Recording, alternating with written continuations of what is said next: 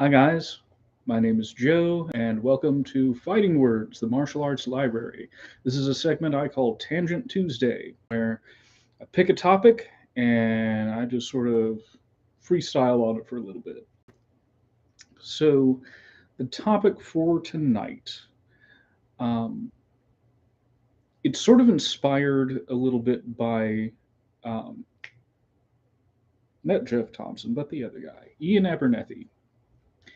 Ian Abernethy, who's a karate black belt, he has something he calls the Marshall Map, and I'm pretty sure I've recommended it before. I'm pretty sure I've referenced it in other videos. So this idea of his, it's a Venn diagram, and it has three circles. One of them says martial arts, the other one says self-defense, and the third one says fighting.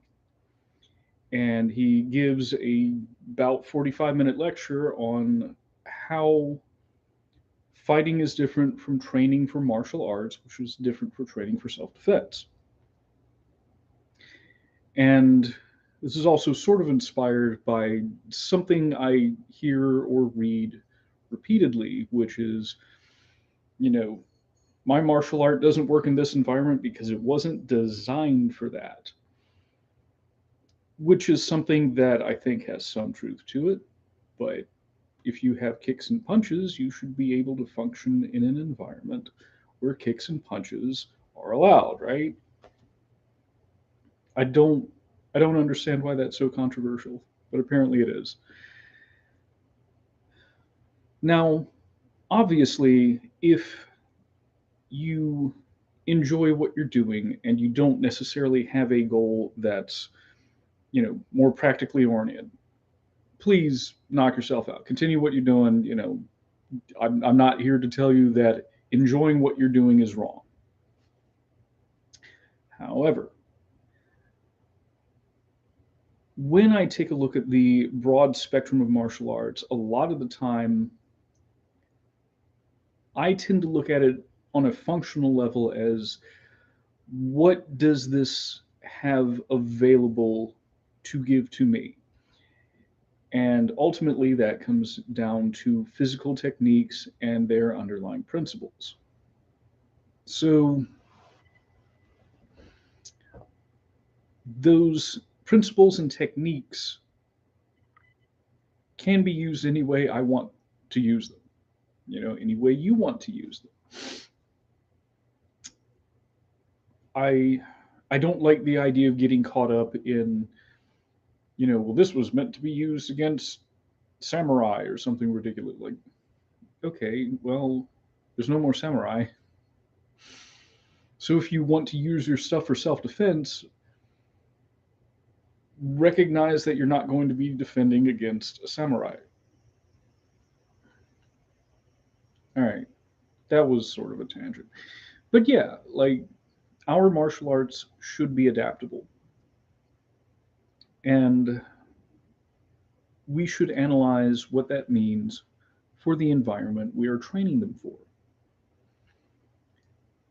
And one thing that seems highly adaptable is Brazilian Jiu Jitsu, just because I see it plugged in so many different ways. There's, you know, sport Brazilian Jiu Jitsu, and then there's no gi Brazilian Jiu Jitsu, which is a little bit different. Then there's Brazilian Jiu Jitsu for mixed martial arts. And, I'm getting these advertisements on Facebook for grappling for weapons retention, for concealed carry, grappling for concealed carry, and a lot of it seems to be Brazilian Jiu Jitsu based. So it's not teaching you the art of Brazilian Jiu Jitsu. What it's doing is it's taking very specific skills and strategies from that art and funneling them into the appropriate environment. And I think all martial arts have the ability to be adapted more or less. I think there are some that are definitely better suited for some situations than others, but on the whole, if I can punch someone, again, I should be able to apply that tool into an environment where punching is allowed. And if I fail to equip myself well in that environment, then that's really on me, and on my training and preparation for that. So when we look at what environment do we want to use our martial art in, we need to start thinking about, what are the things I'm likely to encounter. You know, the Japanese martial arts, a lot of times, for instance, defend against like a stepping or lunging attack, usually a very linear attack. And I think that's great for learning the martial art. However, if our focus is self-defense, it's for like practical unarmed combat, you need to take a look at that scenario and go like, okay, so in the environment I'm training for, is that a likely encounter that I'm going to have? Is somebody going to, you know, sit out and Zinkutsu Dachi and then, lunge forward and throw a punch? Probably not. And once we have identified, what am I likely to encounter in this environment, then we can take the tools that our martial arts training has given us. We can go, okay, so what do I have that I think could be used here? And from that point, we need to use the scientific method. We have theories, they need to be tested, and then we can form a hypothesis based on the experimentation, right?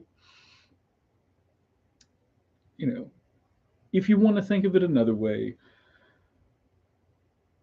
think about a friend of yours with no training is coming to you, and they say, I have 3 weeks before I'm going into an environment where I'm going to need unarmed combat skills.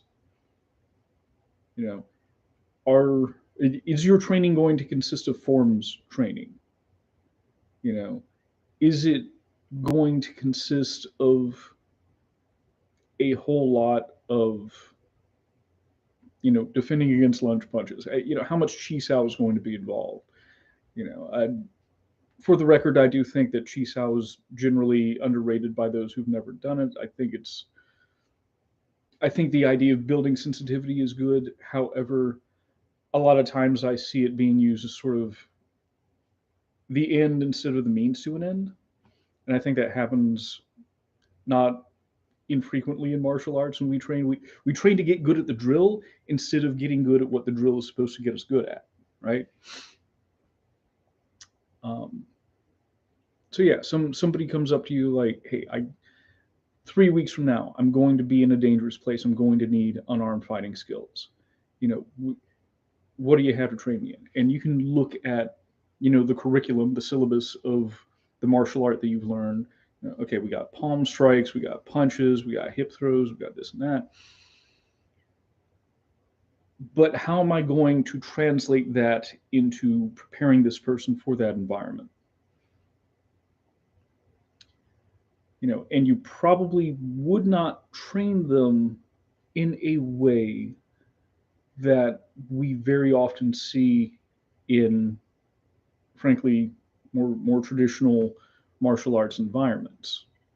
Do horse stance, for just get into a deep horse stance, start punching, and I'll tell you when to get out of it. That's not going to be helpful to that person. So when we take a look at that stuff, how do we adapt our martial art? Like I said, the first thing we need to do is figure out what we need to be training for. And that could be fighting, which is mutual combat. We have agreed to fight. That can take the form of anything from, boxing, wrestling, MMA, kickboxing, but our martial arts should be able to be adapted to that, or is it self-defense? It's when we're talking self-defense, what does that mean? Does it mean something different for men than for women? Does it mean something different for 20-year-olds than it means for 60-year-olds? what are we likely to encounter? So yeah, taking a look at all that, figuring out, okay, these are the circumstances that I'm going to approach. What are the tools in my toolbox? Again, the individual techniques, the underlying principles behind them. And from that point, um, we figure out how to adapt what we have to those environments. Again, largely through experimentation, although sometimes we do have, information available, based on, the folks that have come before us. So yeah, that's how we adapt our martial arts, and sort of go back to the idea of, natural selection via Darwin, right? What is adapted for this environment will survive best in that environment. So that's my tangent. Thank you for watching, and I'll see you around.